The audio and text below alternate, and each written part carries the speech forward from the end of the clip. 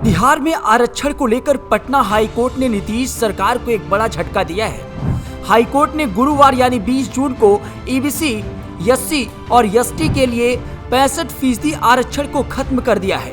बिहार सरकार ने पिछड़ा वर्ग, अत्यंत पिछड़ा वर्ग, अनुसूचित जाति, अनुसूचित जनजाति के लिए आरक्षण की सीमा को 50% से बढ़ाकर 65% कर दिया था। अब इस फैसले को हाईकोर्ट ने रद्द कर दिया है। इस फैसले में गौरव कुमार और अन्य के दायर याचिका में पटना हाईकोर्ट ने सुनवाई की। हाईकोर्ट ने सुनवाई कर फैसला 11 मार्च 2024 को सुरक्षित रख लिया था, जिसे आज सुनाया गया। चीफ जस्टिस केवी चंद्रन की खंडपीठ गौरव कुमार व अन्य याचिकाओं पर लंबी बहस हुई थी। राज्य सरकार की ओर से महाधिवक्ता पीके शाही ने बहस की। उन्होंने कोर्ट को बताया था कि राज्य सरकार ने यह आरक्षण इन वर्ग के पर्याप्त प्रतिनिधित्व नहीं होने के कारण दिया था। राज्य सरकार ने यह आरक्षण अनुपातिक आधार पर नहीं दिया था। इन याचिकाओं में राज्य सरकार के 9 नवंबर 2023 को पारित कानून को चुनौती दी गई थी।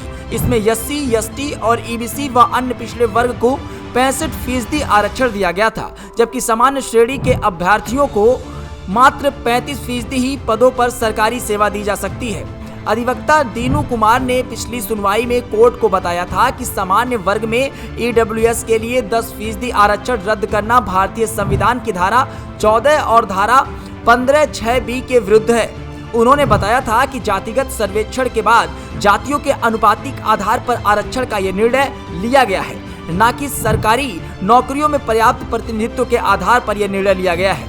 उन्होंने आगे बताया कि सुप्रीम कोर्ट ने इंदिरा स्वाहिनी मामले में आरक्षण की सीमा पर 50% का प्रतिबंध लगाया था। जातिगत सर्वेक्षण का मामला अभी सुप्रीम कोर्ट में सुनवाई के फिलहाल लंबित है। इसमें ये सुप्रीम कोर्ट के इस आधार पर राज्य सरकार के उस निर्णय को चुनौती दी गई है, जिसमें राज्य सरकार ने सरकारी नौकरियों में आरक्षण की सीमा 50% से बढ़ाकर 65% कर दिया था। इसमें राज्य सरकार को इन वर्गों के लिए आरक्षण का सीमा 50% से बढ़ाकर 65% किए जाने के निर्णय को पटना हाईकोर्ट ने रद्द कर दिया है। Bureau report, Gorakhpur post.